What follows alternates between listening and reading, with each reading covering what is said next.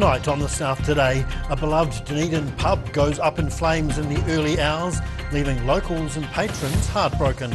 National leader Christopher Luxon has made another visit to Otago, speaking to locals and potential voters. And skiers and snowboarders got to hit the slopes this morning as Coronet Peak opened for the season.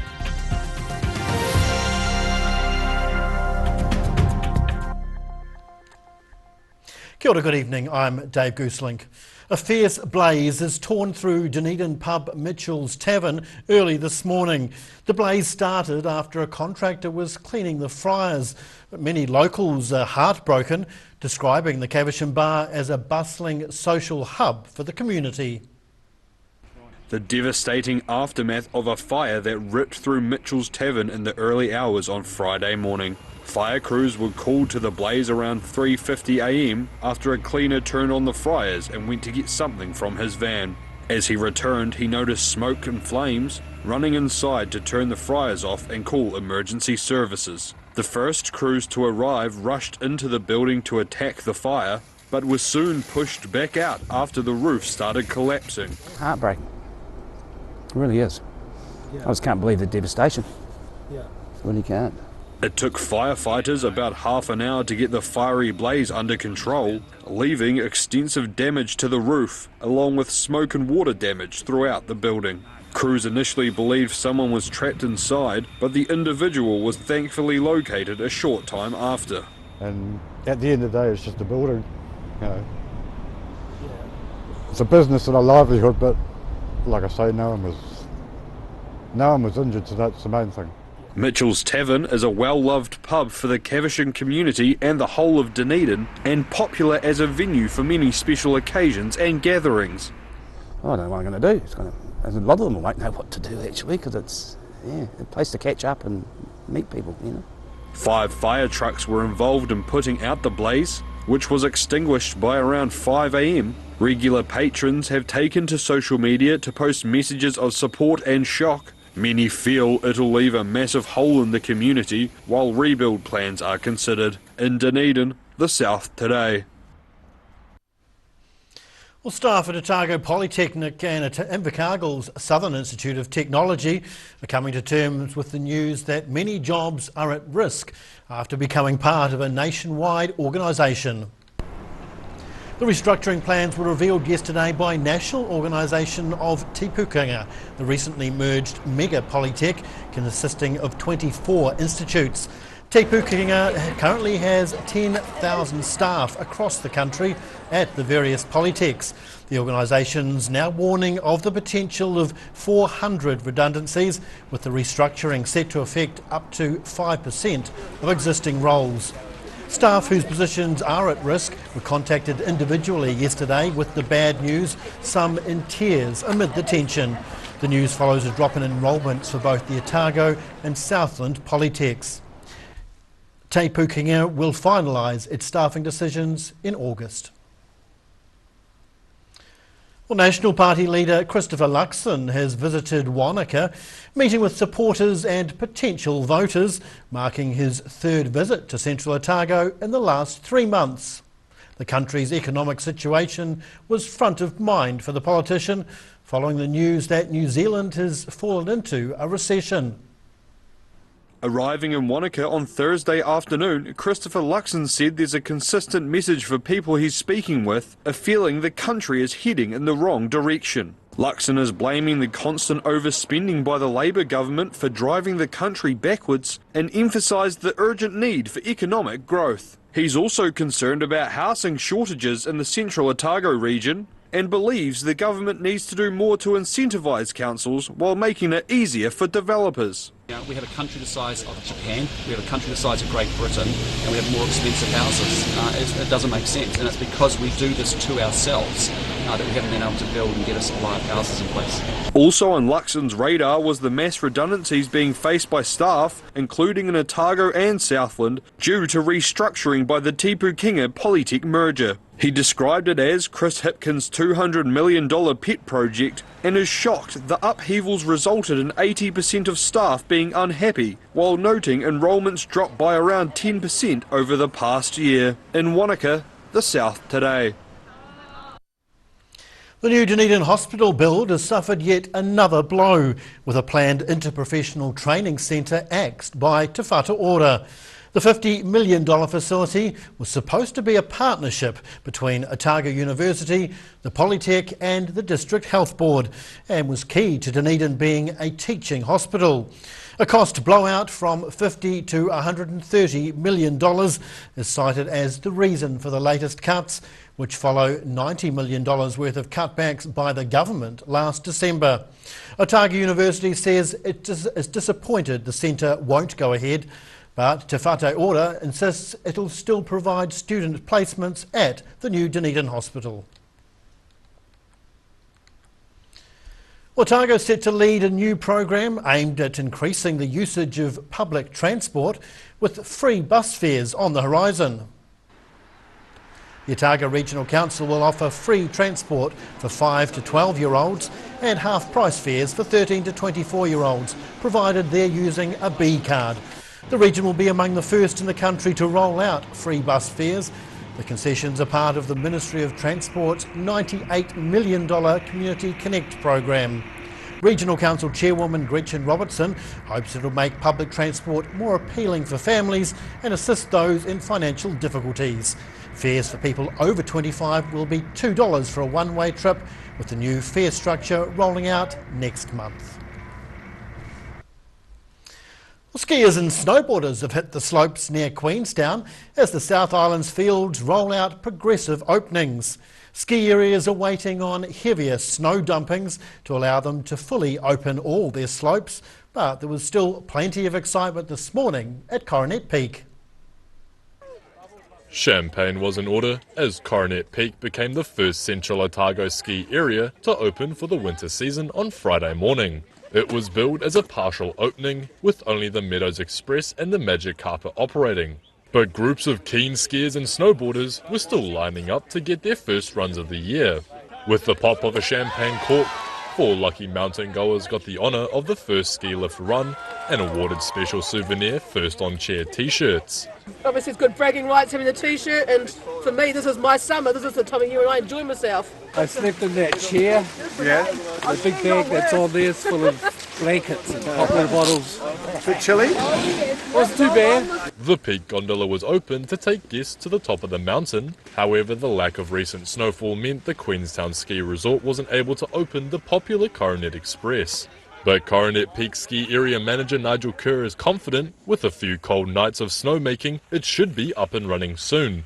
Probably 2 nights snowmaking. Oh, okay. It's not too far. It's actually pretty good. If you take a ride up on the gondola, you'll see that it's, it's joinable. We'll get there. We've opened with a lot worse. Yeah. Coronet Peak is warning skiers and riders the thin snow base means they need to be aware of multiple natural hazards on the trails. But there's plenty of excitement about a good season ahead, with a number of first-time riders using the Magic Carpet as they took to the slopes. Coronet's sister mountain, the Remarkables, is set to also partially open on Saturday morning, with their Magic Carpets and lower park section available to skiers and snowboarders. In Queenstown, the South Today. FI Akine still to come on the South Today. Cirque du Soleil returns to the South Island, with the acrobats now gliding around the ice, and Otago's team of rugby on wheels prepare to compete in a national tournament.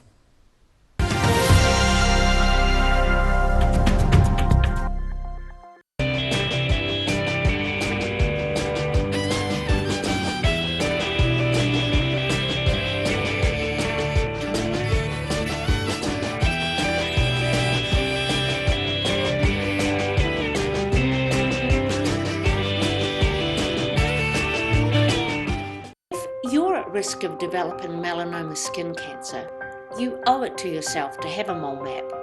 Mole map is coming to your area. Phone today to make an appointment. It could save your life.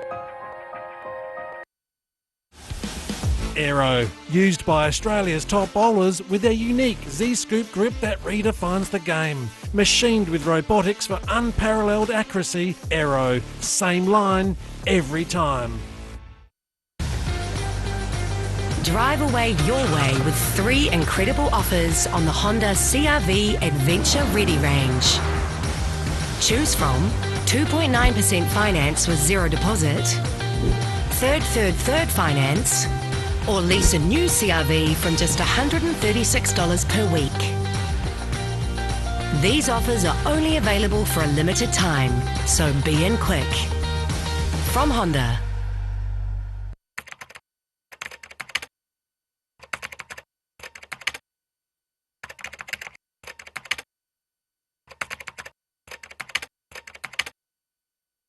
Here at Age Concern Otago, we offer a range of services to support Otago seniors to age well with dignity and independence. We provide social work support, visiting service, health promotion and social activities. Check out what we have on offer at ageconcernotago.com.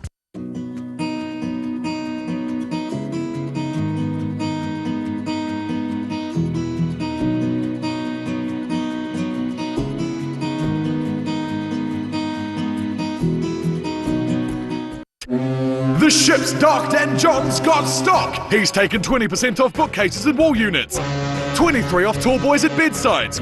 Corner and recliner suites are reduced by 27%.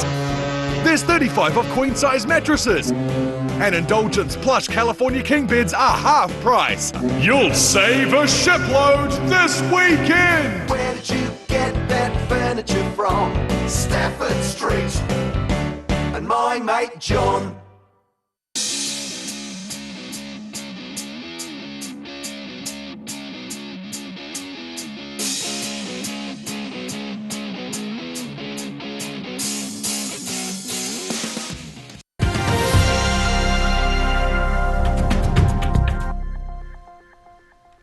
Welcome back. Well, Cirque du Soleil is back in the country, but its signature style of acrobatics is now blurring the boundaries between gliding sports and circus arts. The new show, Crystal, sees gymnasts and skaters performing acrobatics on ice, as well as in the air, with Christchurch audiences the first here to experience it. Cirque du Soleil is back in the South Island, but there's one important difference. The show is now being performed on ice, adding some new energy and thrills to the already exciting acrobatic format. Cirque du Soleil Crystal bosses chose Christchurch for the start of their New Zealand tour. Cast and crew already have more than 3,500 performances under their belt, with the show promising to be a slick event. It's very different from our Cirque du Soleil shows, but it's basically taking the acrobatics that we perfected over the years and bringing them to the ice. Cirque du Soleil Crystal tells a story of a young girl who abandons her family to find herself. Performers say it's a journey of whimsy and wonder and edge-of-your-seat acrobatics. Circus is inherently dangerous, and I guess adding ice components to it is, again, adding on top of that danger. But it's one of those ones too, it's like the danger is what draws you to it. For professional skater Yordis Lee, joining the cast to play the role of Crystal was a dream come true. It gave her the opportunity to combine her skating skills with the theatre and trademark acrobatics of the Cirque du Soleil team. And she insists the potential for injury wasn't a concern. Oddly enough, that never really entered my mind. I was more excited about the new challenge, since it's Cirque's first skating show, and blending and combining the acrobatics and the aerial acts with skating. I just was ready to try something new. The ice experience has proved incredibly popular, prompting the promoters to add 3 extra performances to the show's already busy schedule. Cirque du Soleil Crystal will now run for the next 2 weeks in Christchurch before moving on to Auckland in early July. In Christchurch, the South Today. Otago's high-performing Rugby on Wheels team is working hard both on and off the court, hoping to grow their big family. The wheelchair rugby team is looking to provide a more inclusive space for players with disabilities and giving them a sense of community. Nothing will stop these hard-working players from wheeling down the court and playing the sport they love. Members of Otago's Wheellanders team have been practicing their skills ahead of an upcoming wheelchair rugby tournament this weekend. Captain Dylan Maiden took up the sport in 2015, despite having a rare genetic disease that makes it difficult for him to walk and speak. He's also chairman of Parafed Otago and feels proud to see the sport growing as more people get involved. That includes 12-year-old Matt Russell, who's New Zealand's youngest player. It's all about just having fun and giving everyone can have a go, no matter what kind of disability or anything you have. It's just letting everyone participate, have fun. Maiden's captained the team for almost 5 years. This will be the Wheellanders' third year competing in the championship. Every year I'm looking forward to a competition, always bringing new people in. Maiden is set to lead the team from the front again this weekend, with the Wheellanders playing their first game in the Wheelchair Rugby Championships in Porirua on Saturday. In Dunedin, the South Today. And now recapping tonight's top stories on the South Today. Dunedin's Mitchells Tavern was engulfed in flames early this morning, causing major damage and leaving patrons heartbroken. Wanaka is visited by National Leader Christopher Luxon, who chatted with residents about the country's economic direction. And Queenstown's Coronet Peak ski field is opened for business, with excited skiers and snowboarders enjoying the early season snow. Now time for a look at tomorrow's weather. The South Today weather, proudly brought to you by MoleMap, the skin cancer detection specialists. Looking at the situation, and expect mostly fine weather this weekend, with north to northeasterly airflow covering the region. Heading to the top of the South Island, showers and moderate northerlies in Nelson and 15, cloudy with northerlies in Greymouth and 14. Christchurch, you can expect 13 degrees, moderate northeasterlies and showers later on. Travelling to South Canterbury and North Otago, moderate northeasterlies and 12 for Ashburton, similar conditions and degrees for Timaru and Oamaru, 13 apiece. Heading westwards to the Central Lakes, high cloud and moderate northerlies across the board here. Wanaka's heading for 12 degrees, Queenstown back on 10, Alexandra looking for 13 degrees. Heading further south, light northerlies and some cloud is forecast here. Balclutha, Gore and the Catlins all heading for highs of 14 degrees tomorrow. And across to Invercargill, high cloud tonight. Tomorrow though it'll be mostly fine with sunny periods and high cloud, heading for a high of 15 and an evening low of 9. For Sunday it should be mild with moderate northerly winds, also a high of 15 degrees. And finally, heading to Dunedin, some low cloud and 6 degrees tonight, mostly fine and sunny tomorrow, heading up to 13 during the day and 7 at night. But for Sunday, breezy nor'east winds, some high cloud and a high of 13 degrees. And that's the news this Friday. For the latest news and videos from the southern region, head online to odt.co.nz. You can follow Channel 39 on YouTube to catch our news bulletins on demand. We're also on Facebook. Just search for The South Today NZ to see our favourite stories from around the regions. We'll see you again here next week. Mā te wā.